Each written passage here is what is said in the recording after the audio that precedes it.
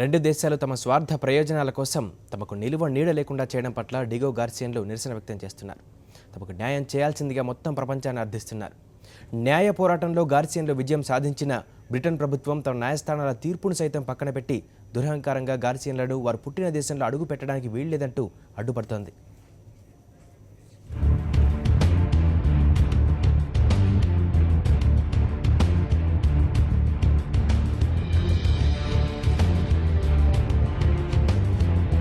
Diego గార్సియాలో జీవించిన మధుర క్షణాలు గుర్తొస్తే చాలు గార్సియన్ల గుండె కలుక్కుమనేది.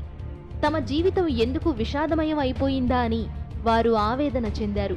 తమ గుండె లోతుల్లోని బాధతో విషాద గీతికై రోదించారు.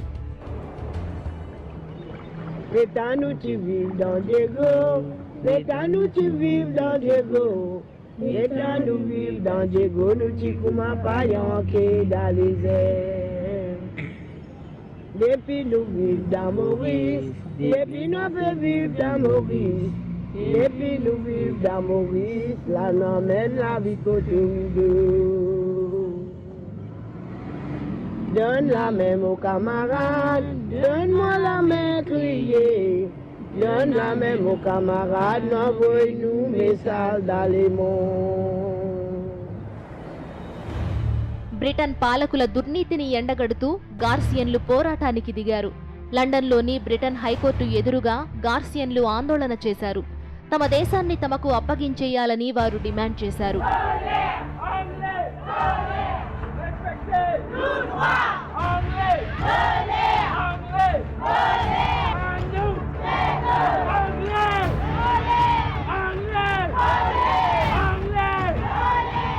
గార్సియన్ల పోరాటంతో బ్రిటిష్ పాలకులు కొత్త కుట్రకు తెరలేపారు.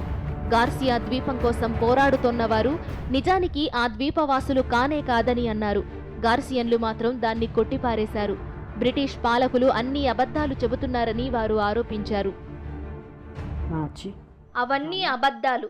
మా నాన్న అక్కడే పుట్టారు, మా తాతగారు అక్కడే పుట్టారు, మా అమ్మ కూడా అక్కడే పుట్టారు. వాళ్ళు అబద్ధాలు చెబుతున్నారు. మా తరం అంతా అక్కడే పుట్టింది. బ్రిటిష్ ప్రభుత్వం స్పందించకపోవడంతో బాధితులు బ్రిటన్ హైకోర్టును ఆశ్రయించారు. దీంతో బ్రిటిష్ పాలకులు మరో మోసానికి దిగారు. గార్సియా ద్వీపంపై తమ హక్కులను వదులుకుంటున్నామని చెప్పి ద్వీపవాసుల చేత వేలిముద్రలు తీసుకుని నామమాత్రపు పరిహారం చేతిలో పెట్టేశారు. అయితే వారు సంతకాలు పెట్టించుకున్న పత్రాల్లో ఏం రాసి ఉందో కూడా పాపం గార్సియన్లకు తెలీదు. ఎందుకంటే వారికి ఇంగ్లీష్ రాదు. తమకు నిజాలు చెప్పకుండా మభ్యపెట్టి మోసం చేశారని గార్సియన్లు ఆగ్రహం వ్యక్తం చేశారు. డబ్బుల కోసం మేం మా వేలిముద్రలు వేయాల్సి వచ్చింది. సంతకాలు చేయగలిగిన వారు చేశారు, రాని వాళ్లు వేలిముద్రలు వేశారు. నేను నా హక్కులను వదులుకోలేదు. నా కంఠంలో ఊపిరున్నంత వరకు నేను గాని నా పిల్లలు గాని మా హక్కులు వదులుకునే ప్రసక్తే లేదు. మా ద్వీపాన్ని వదులుకోవడానికే సంతకం చేయాలని వారు చెప్పి ఉంటే నేను కష్టాలతో చావనైనా చస్తాను కానీ ఆ డబ్బు తీసుకునేదాన్ని కాదు. హైకోర్టులో గార్సియన్లు గెలిచారు. గార్సియన్లను వారి మాతృదేశానికి వెళ్లడానికి లేకుండా అడ్డుపడటం చట్టబద్ధం కాదని బ్రిటన్ కోర్టు తీర్పునిచ్చింది. ఈ తీర్పుతో గార్సియన్లు ఎగిరి గంతేశారు. ఇక తమకు మంచి రోజులు వచ్చాయని అనుకున్నారు. కోర్టులో మేం గెలిచామని తెలియగానే చాలా సంతోషమేసింది. ఎందుకంటే నా దేశానికి నేను వెళ్ళొచ్చనుకున్నాను. మా పూర్వీకులు విశ్రాంతి తీసుకుంటోన్న సమాధులు చూడొచ్చనుకున్నా. మాకెంతో ఇష్టమైన బీచ్లను మళ్లీ చూడొచ్చని, మేం పుట్టిన నేలను, అందమైన సముద్రాన్ని చూడొచ్చని అనుకున్నాను.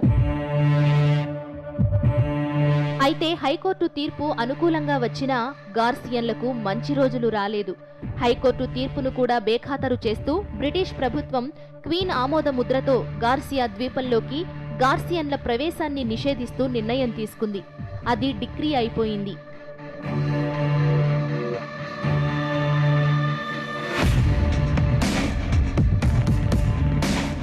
గార్సియన్లను తరిమేసిన తరువాత గార్సియాలో ఎయిర్ బేస్ నిర్మించిన అమెరికా యుద్ధకాంక్ష తీర్చుకోవడంలో బిజీ అయిపోయింది. ఆఫ్ఘనిస్తాన్, ఇరాక్లపై అమెరికా బాంబు దాడులకు డిగో గార్సియా ఎయిర్ బేసే స్థావరమైంది.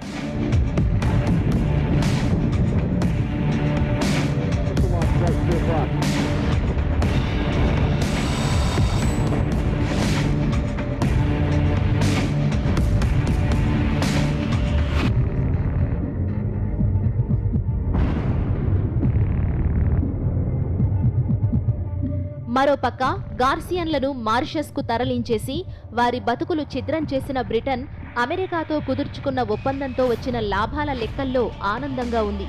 మారిషస్ బీచ్లో ఇంగ్లీష్ పౌరులు వినోదాలతో సంబరాలు చేసుకున్నారు.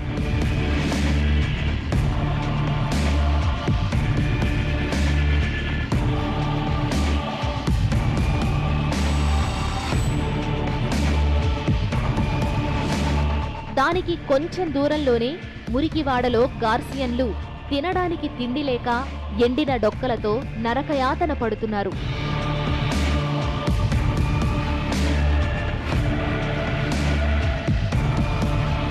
ఈ మోసం గార్సియన్లను బాధించింది.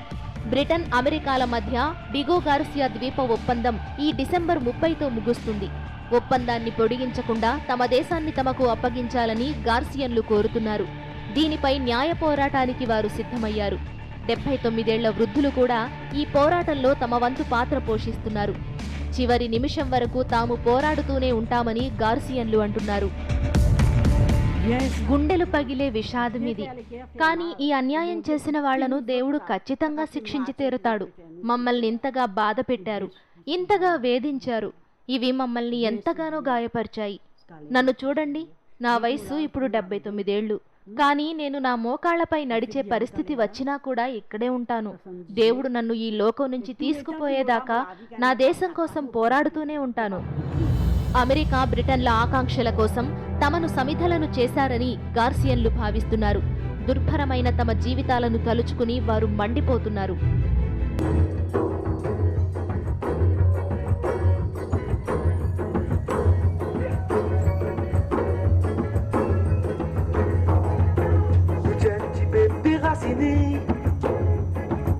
Saute de l'autre côté là-bas, saute de l'autre côté là-bas, dans l'océan un petit peu déraciné qui peut vivre dans la pauvreté. Nous partenons à l'identité, un petit peu déraciné qui peut vivre dans la pauvreté. రెండు దేశాల దుర్మార్గానికి బలైపోయారు Diego గార్సియన్లు. మా దేశాన్ని మాకివ్వండి అని వారు అడుగుతున్నారు. తమ చిన్నప్పటి నుంచి పెరిగిన నేల, పరిసరాలు, సాగర కెరటాలు, గాలి పరిమళం అన్నీ తమవి తమకి ఇచ్చేయాలని మాత్రమే వారిని అడుగుతున్నారు. అత్యంత న్యాయమైన వారి డిమాండ్ను రెండు దేశాలు పట్టించుకోవడం లేదు. పైపెచ్చు తమకేమీ వినపడట్లేదు అంటూ చెవుడు నటిస్తున్నాయి. బ్రిటన్ అయితే తమ కోర్టులు చెప్పిన తీర్పును కూడా పక్కన పెట్టేసింది. బ్రిటిష్ పాలకులకు మించి చెడు లేవు, అన్యాయాలు లేవు. తమకు నచ్చింది దోచుకోవడమే తెల్లవారి అజెండా. అమెరికాకు మానవత్వంతో సంబంధం లేదు. నిరుపేదల జీవితాలు ఏమైపోతున్నాయన్న బాధ అంతకంటే లేదు. చిన్న దేశాల ఆకాంక్షలంటే గౌరవం లేదు. అమెరికాకి ఉన్నదల్లా వ్యాపారము, అందులోంచి పిండుకునే లాభాలే. అందుకే ఈ ఇద్దరూ కలిసి డిగో గార్సియా పొట్టగొట్టారు. తెల్ల దొంగలు. ఇది వాటి మ్యాగజైన్ స్టోరీ. మరో ఇంట్రెస్టింగ్ టాపిక్తో మరో బులెటిన్లో కలుద్దాం. అంతవరకు స్టే ట్యూన్ టు సాక్షి.